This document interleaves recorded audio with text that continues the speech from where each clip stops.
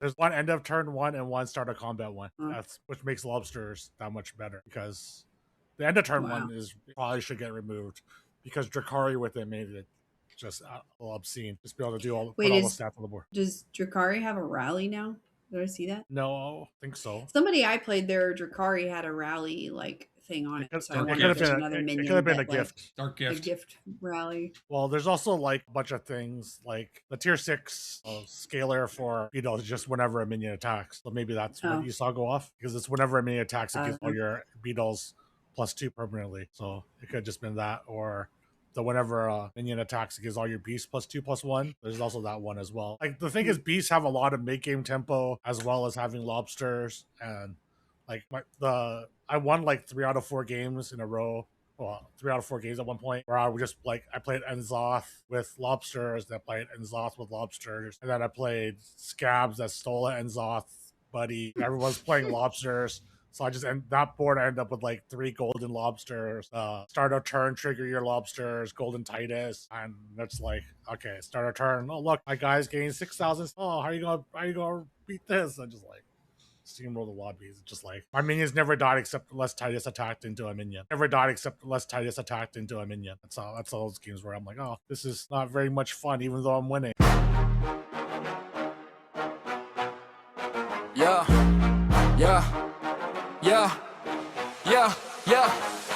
Battlegrounds, yeah, we back on the wave. 2 boomers in the lobby, still making plays. From the shop to the tavern, we don't behave. Talk meta, talk life, talk common rank grade. Battlegrounds, turn it up, press play. Old school feel with the new school sway. Every week, new heat, let it run, don't fade. If you came for the vibes, you in the right place. Yeah, welcome to the pod, pull a chair to the table. EPM low, but the read still fatal. Boomer brain, but the line stay stable. Hit them with the level ups, label it a fable. Queue up, we discussing every patch, every tweak. Broken comps, bad beats, every high roll streak. From the goldens in the shop to the throws on a misplay. Clip it for the chat, that's a boomer kind of replay. Late night grind, but the jokes stay timeless. Talk real life, little tilt, little kindness. From the YouTube feed to the Twitch chat sounds. If you know, then you know this is Battlegrounds.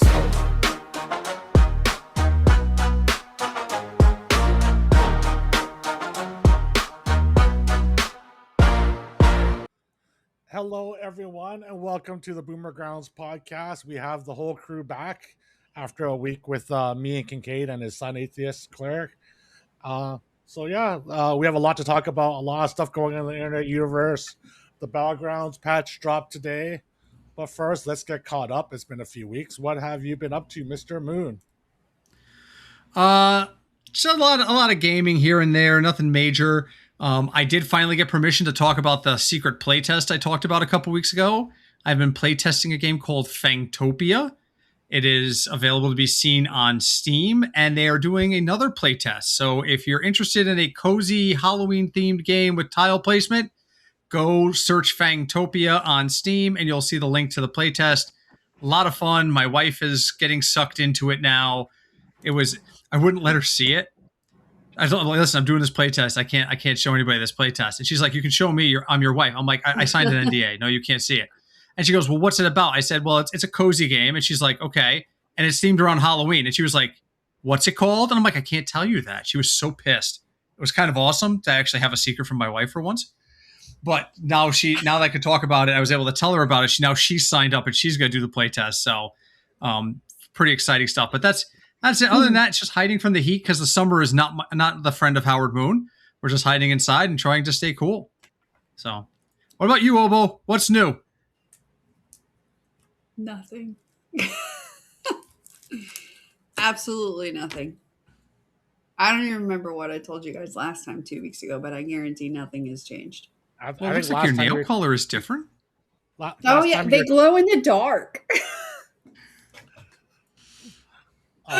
That's new. Last time you were talking about how the construction for the pool was coming along because you're talking to contractors and stuff. Is ordered. That's all of it so far. That's all of it.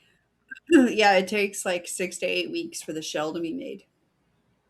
And then I assume it all has to be custom done. The shell, based on the size of your pool. Yeah, and like the finish that you pick and everything like that. Yeah. So I mean, like they have like certain like it's not a custom, like we got to pick exactly like every, like they have like certain design styles, right? Yeah. And so we picked what's called the Aspen. If you look at Thursday Pools, their website. So it's like it's a rectangular pool, and on one side it has like these stairs that are like a spa deck, so you can have those chairs that like sit in the water. Yeah. Ooh. Yeah. So we already got 2 of those chairs. They went on sale at Sam's. Oh, we ordered a gazebo. Oh, That's nice. new, I guess. Sounds good. Yeah. So like this wooden gazebo that came in 5 boxes, approximately 200 pounds apiece. It's in our garage right now. That's a massive gazebo then. If It's 10 by like 14 feet. Oh, wow. That's a big gazebo. So the pool is 16 by 35. Wow. So it's quite a big pool too. It's going to be nice. I know Howard was like, your yard doesn't seem that big, but the yard is 50 feet wide. It just does not look probably like a 50 pool. feet deep. So. And guys, I stood in this yard and I was like, you're putting a pool back here? And Obo was she's like, look, she sent me like overhead pictures, like here's how it fits and everything like that. I photoshopped us into the picture, you know. But yeah, so we're gonna have a Obo, what do we call it? OboCon next year again. Oh God. And just hang out by the pool. Everybody just has to pay their way here, and then free beers by the pool, courtesy of Obo. Side project? We can get beers from side project? Sure. Coke Zero for Terry. Thank you. Perfect. I'm in. Howard heard free beer, cool. so he was obviously in. As long as it's good beer. As long as it's good beer. Oh, you know what? Really quick, I forgot to tell you, Obo, what? I've been reading the Dungeon Crawler Carl book series, and there's a reference to peach light beer in it, and I thought immediately of you, and they slam the crap out of it. Like every time they have an automatically refilling cooler, but it only fills with peach bush light, so no one will take a free beer. What? The peach bush light is so good. And they try throwing it away because they hope that a different beer will, when the beer auto restocks, it'll restock on there, but it just keeps putting peach beer bush light into the cooler. You can't even buy it right now. The only thing you can buy is the Bush Light Lime, which is pretty good. I never did get to try the apple because I wasn't willing to buy a big like 24 or 30 case of it or something. I read that in the book and I was like, oh my God, I got to tell Obo about this. It's gonna absolutely shit. And it's like, you want a beer? Yeah, okay, I'll take a beer. And then they look at the can and they go, no thanks. They give it back every single time. The brewing place that we had our reception at, Good News Brewing or whatever, they have a pineapple beer. Ooh. That is very good. I enjoy it a lot. I did like that place too. Me, I just, I like beers with like certain flavors. Whenever I lived in Kansas City, there was a brewery bar or whatever there called McCoy's. It's not open anymore, but they had a peach wheat and a raspberry wheat beer that I really liked, both of those. They weren't light beers. But I don't know, like anymore, I just really struggle to drink more than like 5 ounces of anything but a light beer. Fair. Like, well, I guess what I mean is if it's not a light beer, I can only drink like 5 ounces. That's not very much beer at all. That's like what, a third of a pint. I don't know how big pints are. 20 ounces. That's less than half a can. I mean, whenever we went to Minnesota a couple weeks ago, and I sent the picture of my 5 ounce pour with the glitter in it, the edible glitter. That was so pretty. I loved it. I kept like looking at my pee every time I would go to the bathroom. Like, is it sparkly? I wanted it to be so bad, but it doesn't work that way. Yeah, you got to check your poop if you want to see if your poop sparkles, not your pee. But I drank 2 5-ounce pours that day, and then also like a hard liquor drink as well later. So Alpha worries about me. I worry about me too. Don't worry.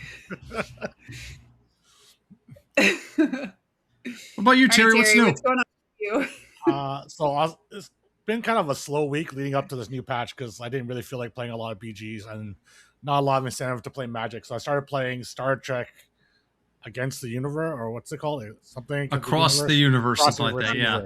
Yeah, Star Trek Voyager Across the Universe. Kind of fun. Graphics are terrible. I was telling Howard it feels like I'm playing a game built in 1990, and everyone that came into my stream that I was looking at the game were like, "Oh, is this a mobile game?" I'm like, "No, this is not a mobile game. These are the graphics they chose to put out, for a PC game because the graphics look terrible. They didn't pay for enough voice acting too, so there's a ton of dialogue in the game, but you literally just have to read it all. I'm just like, oh, you have, like, there's so many good spots to hire a voice actor for. I'm just like, oh, I have to read everything. Why am I have to read everything? The only time that you hear a voice actor is when you kind of change like levels or stages, or it's actually called systems in it. But besides that, I had a lot of fun. I managed to get the Voyager back home, and then I ended up destroying humanity, so that's always good. So it wasn't quite the result I had hoped for, but it was, the journey was fun. I tried replaying it after. Wasn't nearly as much fun once you already read all the storylines, especially with no voice actors. You can't just kind of like phase out for them, like go brain dead for a minute, just kind of skipping all the stuff. So it's just like repeating, just like wandering around all the areas and stuff. So it wasn't as fun for replayability. A few other things that have been going on. Tesla's having swimming lessons, and I have like a new pet peeve. So we're actually at a new pool this time, and they have like a small like dry viewing area that has like 5 like wooden benches for people to sit on, and all like the old people and stuff, that people that come in for non-lessons love to just leave all their stuff on top of the wooden benches, so people have nowhere to sit. I know Obo would just throw that shit off. I know that's the look on her face, but I'm just like, yep. God. In fact, I would find a nice wet puddle next to the pool to set it in. Yeah. Like literally, you get there, and there's like a couple people sitting, and there's people sitting on like the concrete divider that's like blocking the area off, and like all the benches are just like covered up with bags. I'm just like, why? What's the difference between putting it onto this bench, or just like throwing it into like a locker that's not locked? It's really like, you're not like hawking over it, watching it the whole time, and just like blocking the way. I'm just like, this is so annoying. Fuck these people. But I'm too polite to actually just throw their shit off the bench. So that's a new pet peeve of mine. You could also like trip and bump one off the bench. Be like, oops, sorry. My bad. Oh, now my back hurts from tripping. I gotta sit down. Old man body. Don't mind me. No, everyone there's old man. They're all like the 80-year-old people sitting in the hot tub, just leaving all their stuff there because can't be out too far out of visual range. Oh my goodness. Right, but yeah, that's definitely. That reminds me, like so like one of my big pet peeves, like on a cruise ship, is like when people, Howard might know this, chair hogs, when they they get their towels early in the morning, they put their towels on the beach or the swim chairs, the lounge chairs, and then they go to breakfast. Oh, okay, yeah, that's rude. For like an hour and hold their chairs. And like, this is like a big like no, I guess. So like, but people do it all the time. And apparently after 30 minutes, you're allowed to pick their stuff up. If nobody's there, you're allowed to pick their stuff up and move. But there's no belongings. It's just a towel. So like people reserve chairs with just towels. Yeah. It's really stupid. Yeah, it's definitely a new pet peeve of mine. I'm just like, God damn people, just shove this crap in lockers. There's like a million. It's not like all the lockers are full. I'm going at like 9 a.m. So like, all the lockers are empty. Just shove in a locker. And Sweet, there's like not a single spot for you to be able to sit. No, like sometimes there's like a couple spots, but it's only like 5, like, like benches, right? And the benches probably hold like 3 or 4 people. And there's all these swimming lessons and stuff going on, all these people out there. So like sometimes there's a spot, sometimes there's not a spot. Sometimes I'm forced to like sit on like the cement divider thing. Just like, fuck this. All these spots should be available. Is there somebody in charge at the swimming pool that you can just be like, hey, would you mind making an announcement that people need to leave their bags like up against the wall or up against somewhere so that people can actually sit? I mean, I could go complain to the lifeguards or something, but I don't think they actually care, or the people at the front desk, but I don't, they'll just be like, oh, sorry, and blah, blah, blah. The lesson's only like 40 minutes, but like still. Maybe you can bring them some Coke Zero and be like, can I entice you to give a shit? No, I think most of the time when you're dealing with the minimum wage worker at the desk, they probably don't really give a shit. Hey, whenever I made minimum wage, I took my job very seriously. Well, that's also a long time ago. No offense. Right? People, the current generation's work ethic is not nearly as very different. That long ago. It was maybe 19 years ago, 20 years ago. That's a fair while. That's a whole generation. Yeah, but it's like, as a 19, 20-year-old, it's a lot to give a shit. So, I don't think a lot of the 19, 20-year-olds give a shit nowadays. They grew up on a much more, appease me now sort of thing, and more self-entitlement sort of thing. No comment. And we can just get right into talking about self-entitlement. Okay, so I told Howard there's only one sort of rage baity thing. Are we gonna lead with it? Yeah, well, I mean, it just goes straight into this. All right, I'm getting ready. All right, so Rakai, I know is another one of Howard's favorite, called 911 to complain about his barber giving him a bad haircut. And the police essentially just issued him a warning that this is not what you use 911 for. Oh, my. I can't even rage about that because that is just beyond stupid. Like, oh. And here's the thing. So my first gut feeling is, oh my God, how stupid is Rakai? But he knew that was such a rage bait call. That's a content creation bait. He knows he's gonna get yelled at by the cops.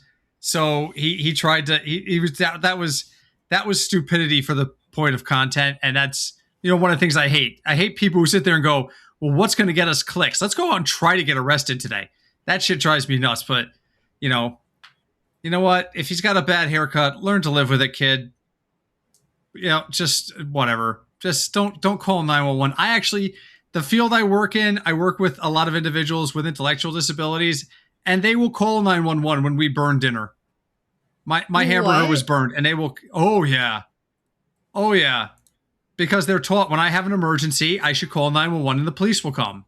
So here's a 30-year-old guy who's got a very limited IQ, and his burger was burnt at dinner, and he's upset about it. So he picks up the phone, and he calls 911. It's happened multiple times. I mean, that's a little more understandable because they just don't know any better. Right. Exactly. He also reads at a second grade level and has his entire life and is not able to proceed beyond that because of his limitations. So I get it, but that's a guy who's doing it because he doesn't know any better. Rakai is doing it because he wants clicks. Yeah. Some other interesting news. Arizona State actually created an influencer degree. I saw this. Where you get to learn how to become a better influencer. A part of the requirements is you're supposed to actually gain followers while working toward your degree. I mean, content creation is a big thing, and I guess it's important. I mean, it's an important part of society nowadays. Having this sort of thing actually seems pretty good, like an actual accredited version of what streamer use is supposed to be. Seems like a pretty interesting thing that was going on. I think having content creation classes is great. I don't know if we're at the point where a degree in influencing is really something that we need. But obviously there's a demand for this content, and classes on how you can make it and how you can grow a brand and share your ideas and stuff like that, I think is very useful. I also like the fact that it's coming from an accredited university and not from a guy who streams once every 12 months. And that's usually just to announce that he's opening a university. So, I mean, he's supposed to be coming. Speaking of Kai, he's supposed to be coming back to streaming again soon. I think he said something about those lines. He's having another Mafia-thon coming up soon. Is he seriously going to go from one massive fundraising event to the next? What is he, Jerry Lewis? Yeah. I mean, what the hell is this now? He's got to make those dollars while he still can, you know. Another major piece of news. Oh, sorry. Wait. Go ahead. What? You never interrupt Terry. Okay. Well, you were moving on to the next topic, and all the men, give me a chance to speak. Go ahead. So sorry, ma'am. Anyway, I kind of agree with you, Howard. But it's interesting. I don't know, like, what kind of, with this degree, I mean, you could either just be your own influencer, like, just do it yourself. But, like, I wonder, like, would this help you get a job as, like, a social media manager for somebody? You know what I mean? Yeah, I mean, it probably has a lot of those elements into it. Like, it teaches you how to market yourself, how to network and all that sort of stuff. I mean, it says it includes media law, communication ethics, media writing. I mean, like, all that kind of stuff. And it does require, like, math and history, like general education. Yeah.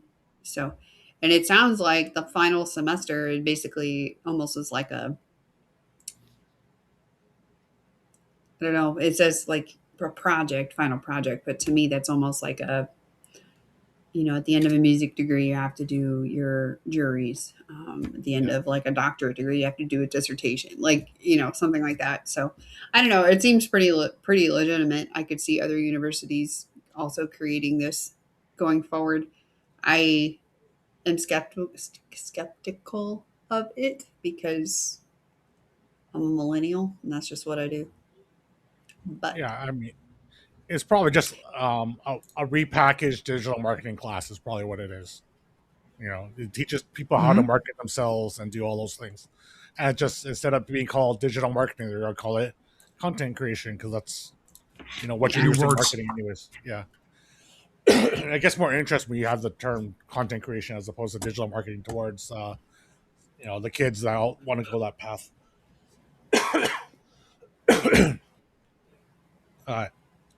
Anything else, Miss Obo, before we continue? No, you may proceed. Okay, thank you. So the newest game that has been a major hit through a lot of the streaming, Mecha Chameleon. A piece of malware shipped with it from one of the maps that was instilled on it. It essentially took over people's computers and affected their discords. Yeah, it got patched relatively quickly. But yeah, this was a thing that happened within the last couple of weeks. Actually, happened a week ago. Yeah, people were just like losing access to their discords after playing this game a bunch. After playing one of the maps, I mean, supposedly it was not that hard of a fix, but and they were saying, "Oh, we weren't really affected," blah blah blah. But yeah, it was all over the news, or at least the internet news, all about it. Have either of you watched the game? It's kind of funny. Yeah, I've watched a little bit of it. You just kind of hide in plain sight and just kind of draw over yourself so you appear as part of the background and people walk around trying to find you. No, it's hide and seek with a chameleon thing where you get to paint yourself to try to blend in, like Terry said. And sometimes it is hysterical. I forget the name of their stream team, but Annie Fuchsia's stream team, Super JJ, Sun Glitters, they're all on that same team. They've been doing meetups and playing. And Sun Glitters, being the best in the world at everything, is not so great at Mecha Chameleon. I'm just going to tell you straight up. She ran out of time and literally just stood next to a table with a tablecloth and painted herself the same color as the tablecloth. But anybody walking by sees that there's a human-shaped add-on to the bottom of the tablecloth that doesn't reach all the way to the floor. And still, people were so set on looking every which way to find people, they were walking right by her and just not looking down to see if there was, because they're all looking up. Oh, did you blend in on the wall? Are you over there? It was freaking hysterical. So it's a fun, it's a bit of, what my nephews would call friend slop, which is just, brainless games designed to play with your friends. But it is very interesting. I did not hear about the malware, but man, you got to be careful with everything you download. You can't even download a game off Steam now, apparently, without risking malware. Yeah. Supposedly there's a lot of hacking or like cheating in that game as well. Yeah. And people were just like, this guy's a cheater, so they just like point up an arrow on their body to where the cheaters were hiding and stuff. But yeah, there's definitely was a lot of that going on in that game. Some actual really big news. Extra Emily got her own show on Hulu and Disney Plus. No kidding. It repackaged a bunch of her vlogs into like a 15 episode show that's currently airing on Disney Plus right now, I believe. Wow, good for her. That's a nice little genre crossing. Yeah, it's like one of the big signs. Like I know Netflix recently bought like the category of the catalog of like Nick DiGiovanni and Mythical Kitchen to put onto their platform. I think it was Netflix. So just like the next big crossover of someone selling their previous videos and stuff to be available on streaming. I mean, that's good awesome. on her. Yeah.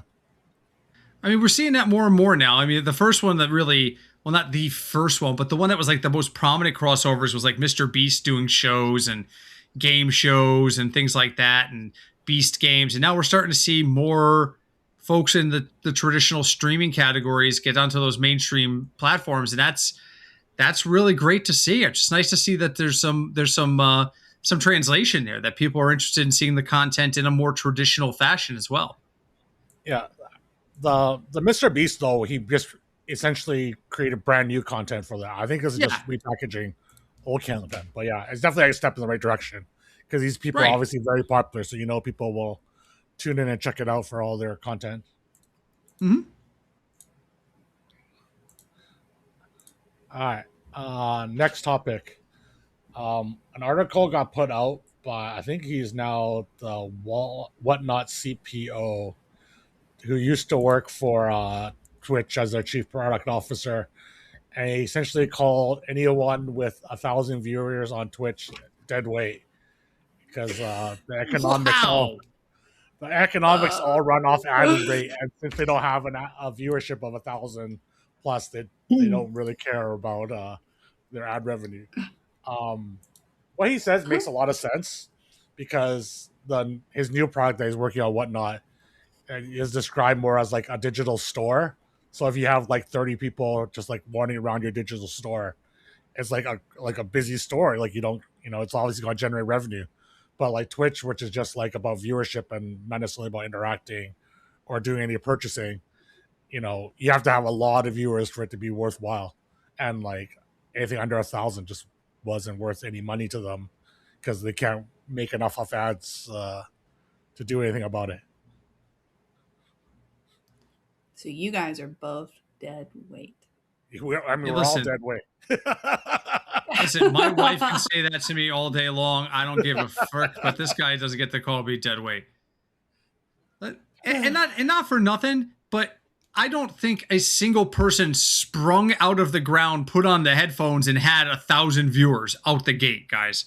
That, to the best of my knowledge, maybe some people who played for ViewBots, and we won't use any names, but most people did not spring from the ground and automatically have 1,000 viewers. So, you know what? On some point, you got to just understand that you got to spend money to make money kind of thing. And that, nurturing smaller streamers into bigger streamers does have long-term benefits. He's talking about the here and now. He's talking about these guys are dead weight because they're not providing money here and now. But let me tell you that the lifespan of a lot of streamers is short. I think about the big streamers who were big when in Hearthstone in particular, when I first started streaming, there are very few of them still streaming. Very few. Many of them who moved on to other projects or just given up streaming altogether. So this guy probably needs to have a bit, and I'm disappointed that a guy who's a chief program officer doesn't have a bigger picture view. Because, if you're living in the here and now, that's great. But 6 months, a year, 2 years from now, you're going to be out of business because you're not looking ahead. So, you know what? Screw that guy. I'm not dead weight except in my own household. I mean, he's the former chief product officer of Twitch and now works for Whatnot. So he may have been saying it to incite a little bit of an internet rage, Well, it worked. He just pissed me off. But I mean, are we dead weight? I mean, very much. I mean, I am, sure. Just ask my wife. Are we dead weight? She's not saying anything. I don't know. I don't think I could do this podcast without you two. I'd be pretty boring. So, to me, no. Okay. I'll take that. Thank you. I'll take that. I feel better. Other things in the news, Twitch and Amazon are planning to use streaming to train generative AI. I mean, I think this is pretty logical and something we could see coming. I mean, they want to learn people's patterns and stuff from the chats and all that stuff, and I mean, it makes a lot of sense. There's a lot of outrage on X and Twitter and stuff about whether or not they should have consulted the streamers and all that stuff about whether they could use their content to generate AI, but it's Twitch is hosting this all, right? It's not unthinkable that they would consider you doing this sort of thing. Mm-hmm. Listen, when you sign on to a term of service with places like Twitch and the ownership of your material comes into question, when we set up the football podcast 10 years ago, because God knows I don't know how we've been doing it for 10 years, but it's our 10th season. My partner Craig very particularly was like, here are the list of services we will not use.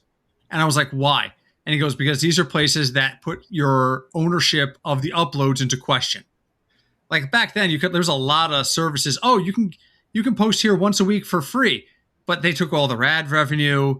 They took if you actually started getting some listings and started getting some opportunities to sponsorships, they would take a huge chunk of that. And he was like, no, our product is our product.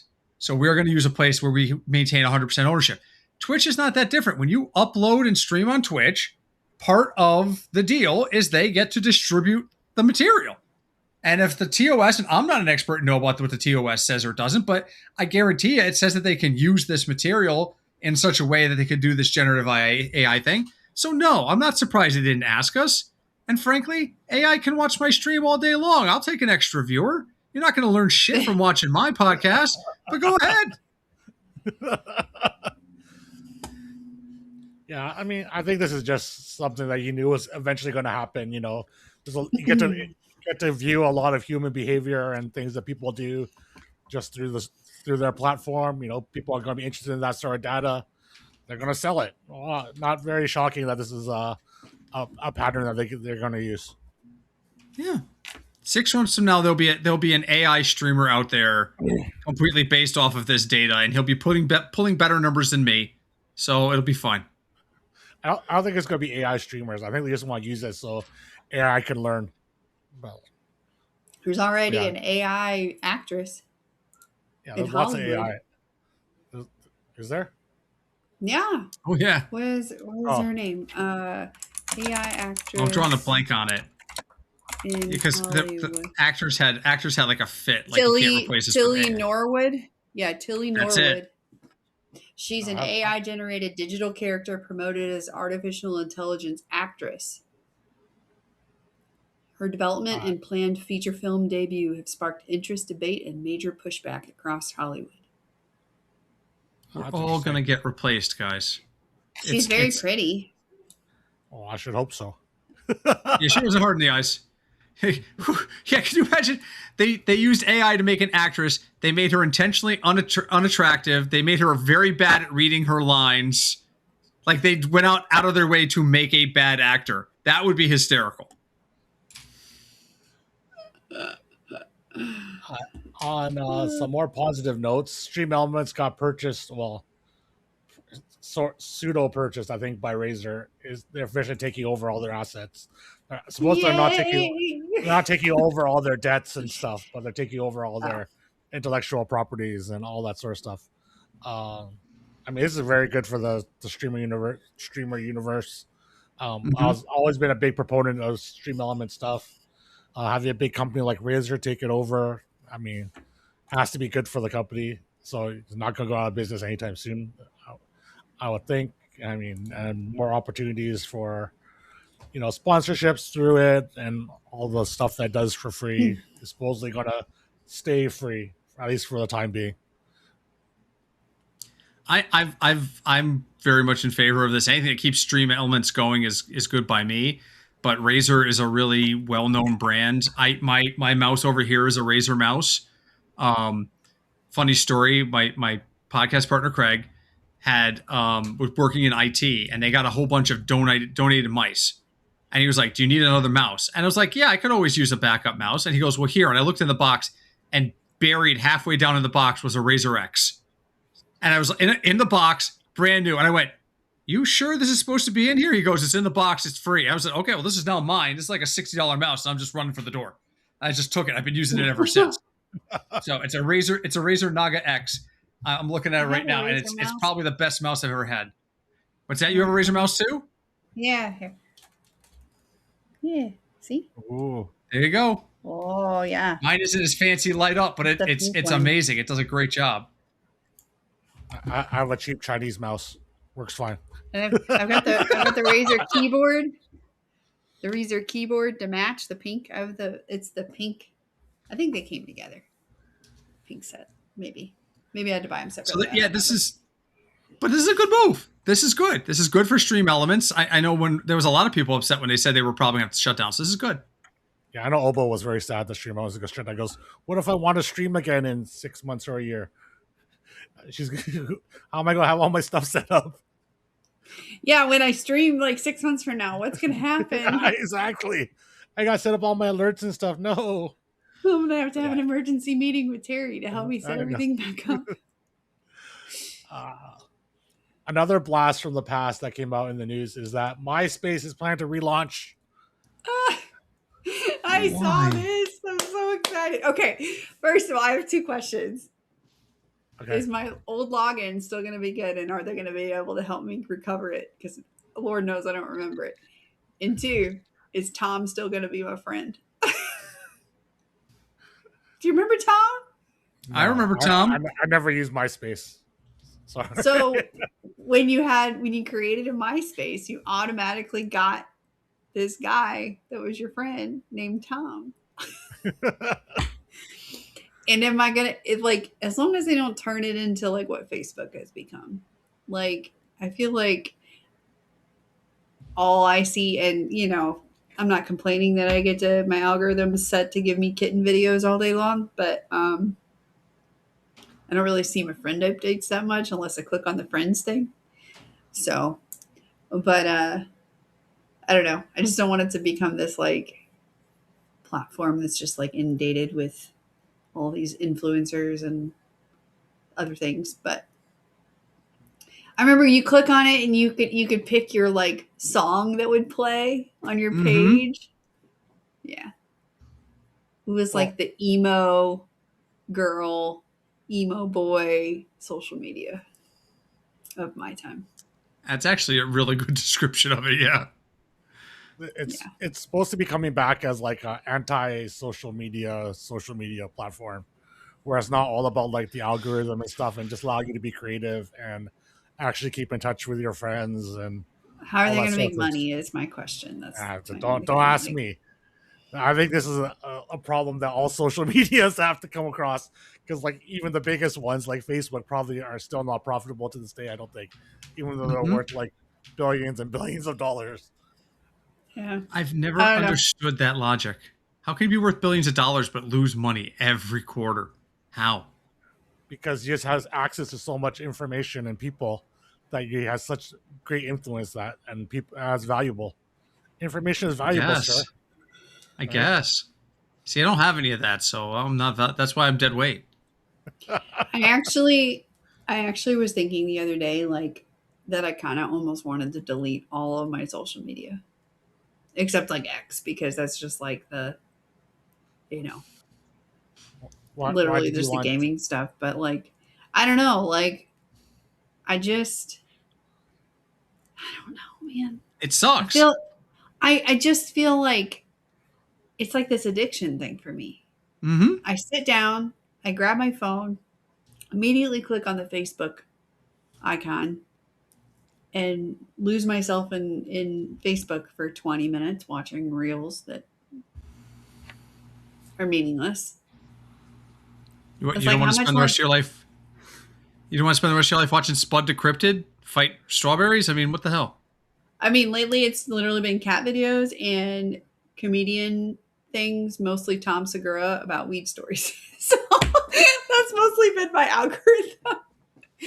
So, but like, I don't know. I don't really look at Instagram hardly at all. So I tried to make a social media account for my cats, and I did it really good for like a week or two. And then I'm just like, I've lost interest in doing it. But they do some pretty cute stuff. But I'm just like, I don't know. I miss the days where to talk to one of your friends or to like get an update on one of your friends, like you had to dial the phone. Is that weird? Is that old school of me to say? Yeah. I mean, yeah. I mean, to be honest, Facebook now is supposed to be like a less intrusive way of keeping up with your friends without always needing to contact them. That's how I viewed it always. Because you tend to have a lot of friends that are spread out, like especially for me, that are spread out all over the world. And I don't necessarily need to have to call them to see how life is and stuff. So you kind of keep tabs on everyone. But that's so impersonal, though, right? Like, I mean, your close friends, you're gonna keep talking to you, but like people that that live, cities like other countries that you don't want, like don't necessarily talk to everybody. Basically, just see what's going on in their life. I guess. Then kind of get caught up when you have a chance to talk. I guess the introvert in me just wants to get rid of all my social media and not give a crap. Yeah, I mean, just don't post. That's very easy. That's where I'm at. I'm on Facebook once a week. I'm on Instagram once a week at this point. Sometimes I'll go on Reddit and just read on Reddit, but I never post. I actually had, believe it or not, my tiny deadweight stream did get interest from in a small sponsorship. And the first thing they said was, "What are your socials?" And I'm like, I don't have any socials. I don't have, Howard Moon ain't anywhere on socials. And all of a sudden they were like, "Oh, okay, well, thanks. We'll reach out if we're interested." But like the moment they find out, like you're just not on the social media, it's not my thing. It's not my thing. You do have social media accounts, though. But I never access them. I could not even tell you the password into the Howard Moon accounts. No clue what they are. See, except for Instagram, because it's on my phone. No, the thing is, Howard always says he's never on socials. Yet every time I open up Facebook, he's like poking at someone political on Facebook. That's all I ever see. Once or twice a week, I will do that. That is true. I will do that once or twice a week. Go on and express my opinion on things. So yeah. Okay, speaking of this, one of the funniest things that I saw recently on a reel, I also get like the Comedy Central, like where they're making fun of Trump, like with Jon Stewart and like all those guys. Oh yeah, Daily Show clips. Yeah. Yes. Did you see this segment that they did on the neck vagina things? Oh my god, yes, I did. Oh my god. I hit that a little close to home. I feel like I need to go like this. Dying. And then they showed a picture of Trump, and I'm like, oh my god, he does have a neck vagina. He's got a lot of loose skin down there. There's a neck taco. And there was this guy that they had. He had this really long beard, and he was wearing it, and it I did see this. It looked like a hairy taco. Oh my god. Anyway, I'm sorry. It was just fun. Go search for it. If y'all want to see it, it's hilarious. I think that is on the topics of general discussion for the week. That's what we're gonna end on, folks. Hairy tacos. No, we could talk. We're gonna end on the Battlegrounds patch and how everyone thought about it. Since it sucks. Yeah, my personal opinion, this patch is terrible. I despise the patch already. I agree with that because I can't freaking figure out how to sell an activate minion before I activate it. Oh, the fuck? Like, I'm just like, I was in Terry's chat and I'm just like, Terry, I feel really stupid because, okay, the non-targetable activate minions, like, you know, there's that one that you like click and like you have to drag to a minion to give it +3/+3. Mm-hmm. Yeah. That one I figured out how to drag and sell that without having to activate it. In fact, whenever I had 0 gold, it wouldn't let me grab the minion and sell it at first. And then I restarted Hearthstone and it let me do that on the targetable ones. But the non-targetable ones, Terry was like, just click and hold the button and then grab. Nope, it just activated the activate. It didn't matter where on the minion I clicked, how long, nothing. Didn't matter. I have a feeling it's probably like a mouse setting for you where if you hold the button down, it does like additional clicks. Could be. Because I was able to drag the minions around no problem. But it ain't working. And it's really so try on your phone. When, later on you'll probably be playing on your phone. Hearthstone on my phone?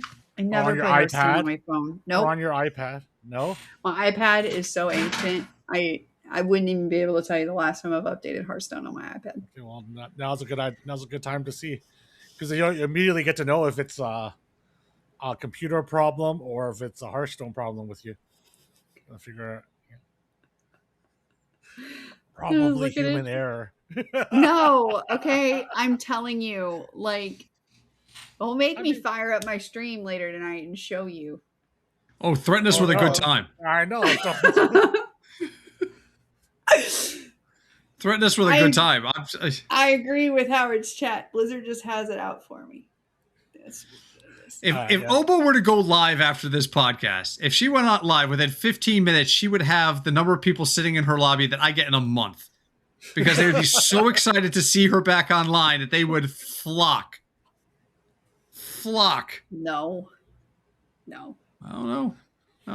Although I'll have you know, I was this close to hitting 8K yesterday. Nice. I was 1 win away, and then I lost like 3 games, and I lost like 250 MMR. Oh, I got to 6650, and I'm like, that's it. I'm making a late push, and I ended at like 62. I lost 7 games in a row. I mean, I was like 79.58. Oh, that's the worst. All I would have needed was like 2nd place. I was so mad. Well, I'm good. This is going to be the season of Howard. Season 14 is the season of Howard. We'll see how long that lasts, but right now it's the season of Howard. I'm having a hard time understanding how I scale my minions in this patch. Like I'm waiting for Peter to go live so that I can watch and learn, because that's how I learn. It's watching Peter play. Just play a lot of lobsters. That's what I did today. A lot of lobsters. I'm not even sure that I had a lobby that had beasts in it. Oh. I didn't. I've played 3 games. I haven't seen beasts yet. I think I played 3 or 4 games. Lobsters were pretty ridiculous. At least in the games I played them. Like, my boards all look exactly the same. And I got beast trinkets. The beast trinkets are pretty good. And I was just like, this is like, I essentially just had lobsters, Titus, and either the trinket that activated your death throttles at the start of combat, the Lecoq trinket, or the trinket that activated your death throttles at the end of the turn. And the one that activated at the end of the turn, your guys scale so fast, and the stats are permanent. So it'd be like the first turn, it'd be like, okay, 200 to my board. Next turn, like 800. Turn after, now is like 3,000. I'm like, okay, no one's dying on my board ever. And this is like turn 8, I already had it set up. I'm just like, okay, this is going to be a problem. Oh, there goes Howard. Oh, that can't be good. What happened? I don't know. He's like his camera just turned off or something. Oh, there there you he go. is. I'm back. So, Okay. so in Howard's chat, DM says the episode title needs to be Hairy Tacos and Hairy Patch. I already created a thumbnail. Okay, Rock Lobster. He did. It's pretty good too. I already created a thumbnail talking about how this is the lobster patch and how it is how it's not very fun. Yet I haven't been able to play lobsters. Can't be as fun as leapers. Well, it's way less interactive. You get to see a lot less fun things because usually it's just you have big guys that are bigger than them and they just smash your opponent's board. Like every time I tried to do, sorry, go ahead. Go ahead.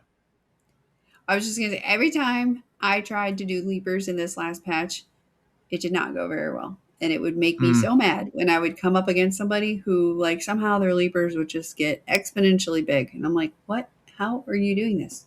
Leapers are not great. They're not a good build. But I love them so much. I mean, you had to find Titus. If you don't find Titus, you're just SOL. I know, but I think you also need to have that that trinket that does the, like, sets all your Death rattles off. Death rattles off. I mean, there's 2 trinkets like that now, so it's even worse. Oh, great. Yeah, there's one end of turn 1 and one start of combat 1. So that's mixed, which makes lobsters that much better because the end of turn 1 is probably should get removed because Drakari with it made it just a little obscene. Just be able to do all the stats on the board. Does Drakari have a rally now? Did I see that? No, I don't think so. Somebody I played there, Drakari had a rally like thing on it. So I wonder if there's another minion. It could have been a gift. Dark gift. A gift rally. Yeah. Okay. Well, there's also like a bunch of things like the tier 6 scalar for beetles just whenever a minion attacks. So maybe that's what you saw go off because it's whenever a minion attacks, it gives all your beetles +2/+2 permanently. So it could have just been that, or the whenever a minion attacks, it gives all your beasts +2/+1. There's also that one as well. Like the thing is, beasts have a lot of mid game tempo, as well as having lobsters, and like I won like 3 out of 4 games in a row.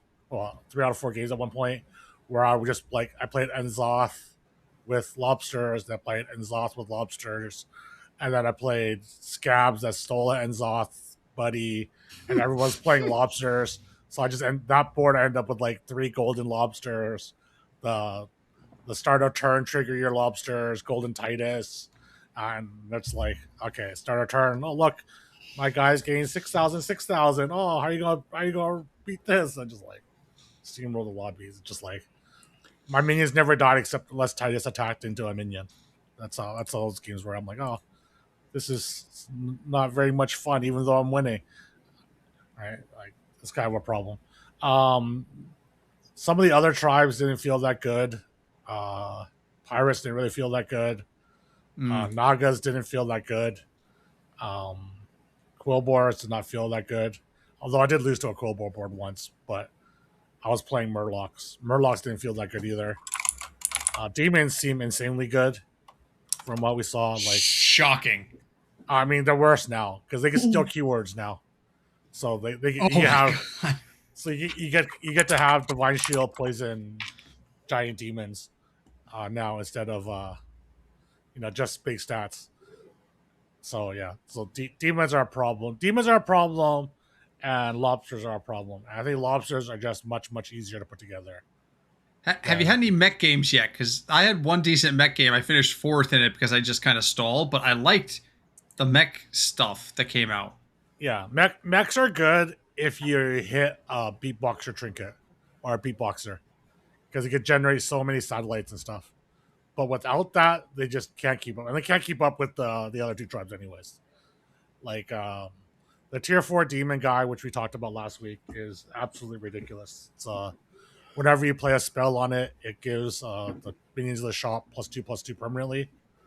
So that gets it's a tier 4. And so if Quillbores are in or Nagas are in, it's very easy to generate spells. You make your shops really big. Then you get to eat all the minions and steal all the keywords. I didn't even think about that. Is it spells or tavern spells? No, spells. It's spells. So spellcrafts would work. Yeah, spellcrafts work. Oh, blood gems work. Blood gems. The tier, I can't remember her name. The tier 6 minion that whenever you cast a spell, cast it twice is insane for all that stuff. Wow. Yeah. So like those minions are like that demon minion. The tier 4 one is ridiculous. It makes your board so big, and the new tier 4 death rattle that gives you 2 of the spell that essentially you eat 2 minions from the shop and you get to keep all the keywords. So you target a demon, it eats 2 minions in the shop, and you keep all keywords that they have. So that's the one that steals like Divine Shield and Poison and all. Venom. And there's a tier 4 that gives you death rattle, gives you 2 of them, which I think is ridiculous. That's gonna get changed for sure. It's gonna get changed to 1 very fast, I think. Yeah. So right now those 2 tribes are just like head and shoulders, I think, above anything else. And I think lobsters are just much easier to put together than the big demons. Although if you're in the lobby with like pirates and all this stuff that could do APM stuff, you can get your demons way bigger than lobsters, but it takes much more time to set up. And that's the problem. But wow. Besides that, what have you guys thought about in your few games that you guys have played in this meta? I already told you my thoughts. I don't like it.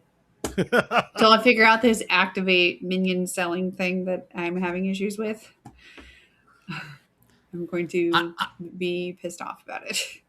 I'm only 3 games in, so it's hard for me to have an opinion on it. But yeah, so far I haven't experienced a beast lobby yet. So, I'll get some more games in and ask me next week at this time after they've already put through 2 hot fixes because of the things that Terry's talking about, and somehow fix or suspend activate. They can't suspend an entire. I see Obo's point though. There was, and she's not the only one who has said this, that activating minions is clunky. But I haven't had problem with it yet.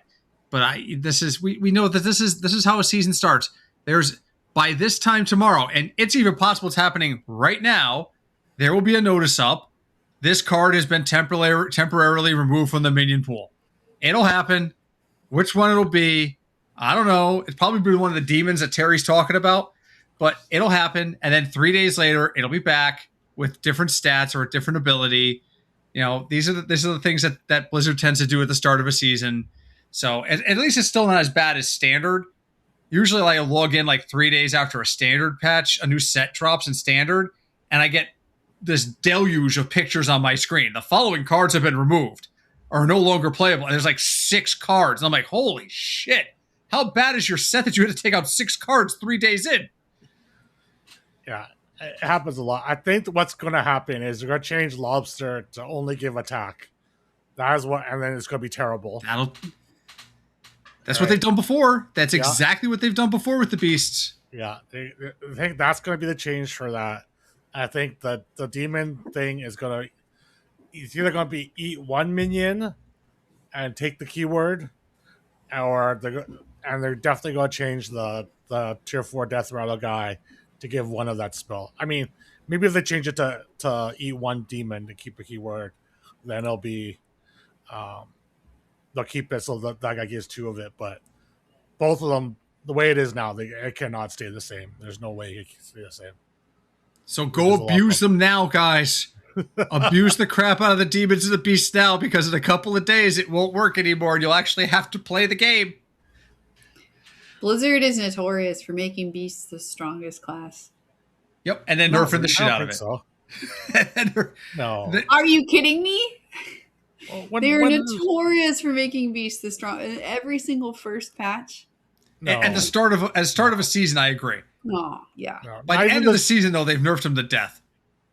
No, I disagree. I think beasts normally are usually tend to be very good for tempo early on, and just don't have endgame, which has been like the case for quite a while. Okay, Terry. Okay. Well, what patches do you think they've been good? Even Leaper patch, they weren't even the strongest when Leaper's curves came out. I can't remember back that long. I just remember feeling this way every single time. Yeah. And whenever Crip was playing, that was like the thing. He would always get mad about it. Yeah, because Crip always wants to do crazy stuff and he gets beaten by tempo. That's always been the thing, right? And Beasts. Yeah, Beasts were very good at tempo. That's literally what I just said. I keep hoping he'll come back. But I am enjoying watching Beater, so I don't know. Yeah, Alpha I'm a Crip forever Crip fan here. Has he stopped streaming? No, he's probably he's doing he's doing the Bazaar for a while. Yeah, he's doing Bazaar. Okay. I'm still like I'm not subscribed to him anymore, but I mean I was subscribed to him for like 6 years. So I don't know. You know what the game needs? DM in my chat just brought it up. We need Khadgar back. Oh my god. We just give me my Chad. Give me my Khadgar. I want Pogo Hopper and I want Khadgar back, and I'll be a happy man. Yeah. Pogo Hopper. I want what's his face? What was the hero? Tyrion Fordring. Tyrion Fordring. We have had this conversation so many times, Omo. This is the one hero Omo's always like, you know what one hero I miss? It's Tyrion Fordring. She's told us this before offline, so I'm like, the moment she said, what's that one hero? It's Tyrion Fordring. I remember her talking about this. Bring it back. They could bring him back. I think his pick rate would be really low now, though. It'd just be there for sure. They would have to definitely make the non-minion type minions much stronger. Okay, so Terry, bring one minion or hero back. We're bringing back Tyrion. We're bringing back Pogo Hopper. Top of your head, bring one back. You might as well just bring back Megasaur while you're at it. If you're going to bring back done. What did Megasaur do again? It's the one. He was a mech beast, right? No, Megasaur was a beast that whenever you is a battle cry, adapt your Murlocs. It gave Murlocs keywords. Yeah, it gave Murlocs keywords. That guy was so toxic. It was so bad. Back in the day, all your Murlocs having Divine Shield poison. Oh yeah, good time. And then they had all the stats. That's what demons are gonna be like this season. They'll bring back memories. Wow. Oh my god. You know, I didn't think about it that way, but that's kind of where it is. Yeah. Demons are the new Murlocs. Yeah. And they also brought I didn't get the chance to play the new undead guy. There's essentially a mech roll for undead. And that guy's probably gonna be ridiculous. That guy's gonna need to be nerfed. It's essentially whenever a minion is reborn, it gets Divine Shield and +7/+7. And so if you could there's lots of ways to kill your minions to give it Divine Shield initially, and then it could just essentially be Mecro. You're resetting it and it gets bigger with your minions. And I think that guy is going to be super toxic long term. It's because undead can get really big really fast, and they have a tier 6 that when it dies or whenever a minion is reborn, give your rightmost minion stats equal to its attack or something. So if it's 100, it'll give the rightmost minion a +100, +100, +100. So it'll get big, it'll reset shield. It's just going to be insanely toxic.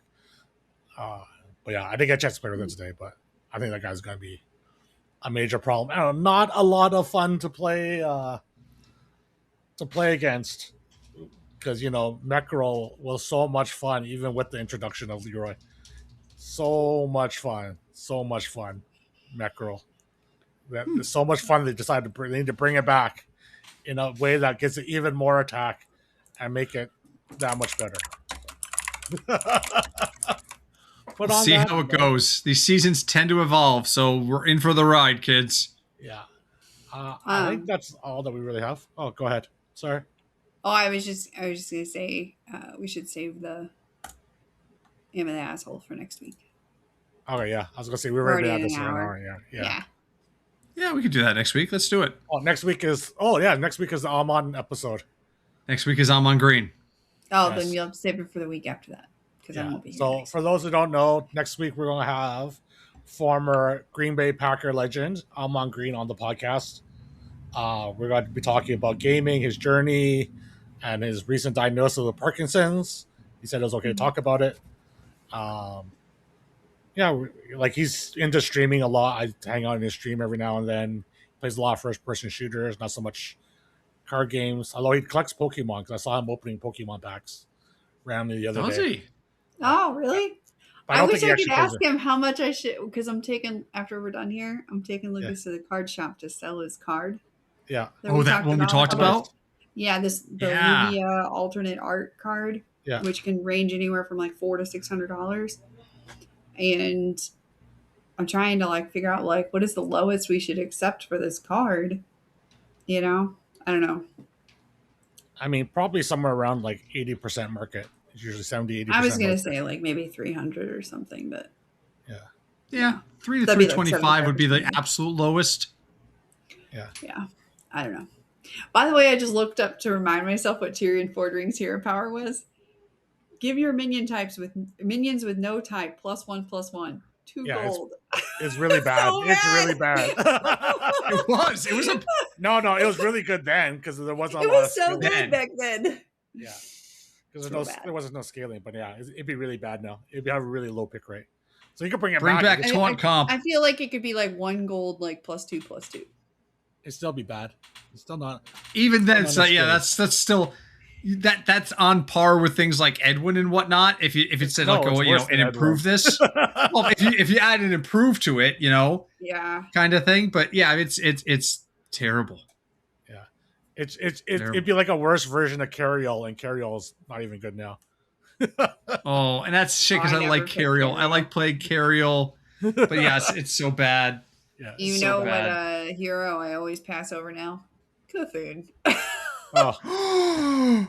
I know. How dare you? The Dark Lord will rise again. Obo's learned. Cthulhu is so bad.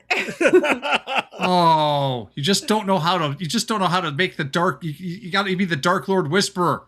You have to whisper sweet nothings into his ear, and he will provide. I mean, if Cthulhu was 0, he might still be bad. Well, yeah, but I still play him every chance I get, and my win rate with him is still like 85%. He's the highest win rate hero I have. Something about there's something about the way I play with Cthulhu that it's not a lot of first place, but it's a lot of third, fourth. I'll take those points. I'll take my points where I can. Oh man. And on that note, I should go play some games before bed. Yeah. Also, I just remember something else I did this week. I actually revamped the look of HSBG Club because I was bored. And I threw it into Claude AI. So I was like, I want to mess around with this and see how it is. So Claude AI has been rewriting all the code and the look of it. So it's all looks much better now. I know. I've been using the free models. With Claude AI. I was always a Chat GPT person before, but now I'm like, I mean, each thing is supposed to have its own own aspects that are best for itself. So HSBG Club has been kind of rewritten. It's still in the process of. Does that mean that you're gonna start tourneys up again? I mean, well, then what's the point? Zeltica still uses the site. I pay for the domain and the hosting, so she can still run events. And if I ever want to run events, I like to have it there. But I wanted to mess around with Claude AI to see how it works for coding and stuff and how hard it would be. And it seems to have edited it pretty nicely and fixed all the crap I didn't do very well. You know, when I was writing this 7 years ago or whatever it was now during the pandemic without having coded in like 25 years, you know? Oh man. So I was like, oh wow, this is a critical error. All right. Anyways, let's call it a stream there. Thanks everyone for hanging out. Make sure to like and subscribe, push all the buttons and all that. If you're one of the 3 people that make it actually to the end, which is usually two copies of me. What? What? People I got some nice feedback. Like 25 people between your 2 streams. No, but I meant like the video. The recorded. The recorded version. Okay. Thanks everyone for hanging out. We'll see you guys next week. Bye. Bye, everybody. Bye.